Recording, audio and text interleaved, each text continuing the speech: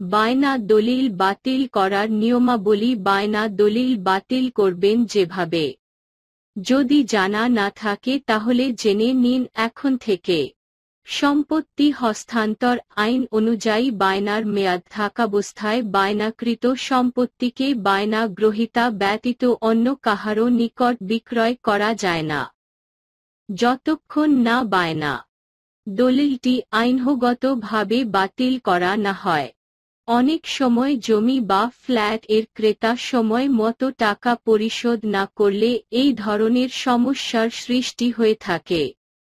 বায়না করার পর তা যত দ্রুত সম্ভব রেজিস্ট্রেশন করে নেয়াটা ক্রেতার জন্য ভবিষ্যৎ কোনো সমস্যা না হওয়াতে সাহায্য করে। তাই হাতে জমি বা ফ্ল্যাট ক্রয়ের পুরো টাকার জোগাড় করেই বায়না করা উচিত। অনেক সময়ই আমরা অতিরিক্ত উৎসাহী হয়েই আসল টাকা জোগাড় না করেই অল্প টাকাতে বায়না করে ফেলি, যা মোটেও ভালো দিক নয়। দুই পক্ষ রাজি থাকলে ক্রেতা বিক্রেতা উভয়ই বায়না চুক্তি বাতিলের ক্ষেত্রে রাজি থাকলে এই কাজটা অনেকটাই সহজ হয়। কিন্তু উভয় পক্ষ যদি বায়না চুক্তিটি বাতিলের জন্য রাজি না থাকে তাহলে কাজটি অনেক কঠিন হয়ে যায়।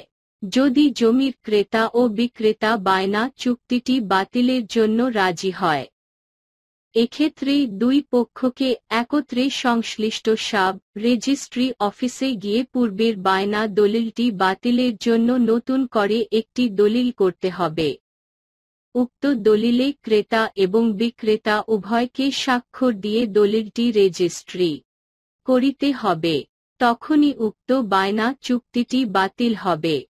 যদি দুই পক্ষ রাজি না থাকে, জমির ক্রেতা চুক্তিটি বাতিলের জন্য রাজি না থাকে, এক্ষেত্রে জমির বিক্রেতা প্রথমে আইনজীবীর কাছে গিয়ে উক্ত বায়না দলিলের ক্রেতা বরাবর একটি উকিল নোটিশ দিবেন। ওই নোটিশে ক্রেতাকে বায়না দলিলের অবশিষ্ট টাকা পরিশোধের জন্য কয়েকদিন সময় দিতে পারেন এবং আরও উল্লেখ করতে হবে যে নির্ধারিত সময়ের মধ্যে যদি বকেয়া টাকা পরিশোধ না করে তাহলে তার বিরুদ্ধে আইনি পদক্ষেপ গ্রহণ করা হবে।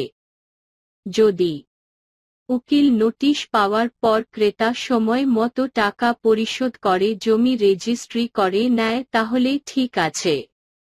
অন্যথায় বিক্রেতা আদালতে গিয়ে যথাযথ কারণ দেখিয়ে বায়না চুক্তি বাতিলের মামলা করতে পারে। আদালত সবকিছু দেখে সন্তুষ্ট হলে উক্ত বায়না চুক্তিটি বাতিল করে দিবে। আবার একসঙ্গে আদালতে জমির বিক্রেতার ক্ষতিপূরণ হিসাবে বায়না চুক্তির টাকা বিক্রেতার কাছে রেখে দেওয়ার আদেশ দিতে পারবে।